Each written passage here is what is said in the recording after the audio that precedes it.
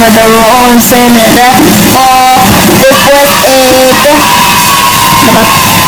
después dices muchos premios. Bueno, mi potro, la vemos nuevamente a mi cocina pagando por una antena.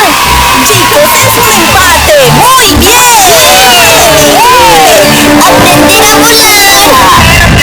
Los ingredientes que van a necesitar son un plátano, un cuchillo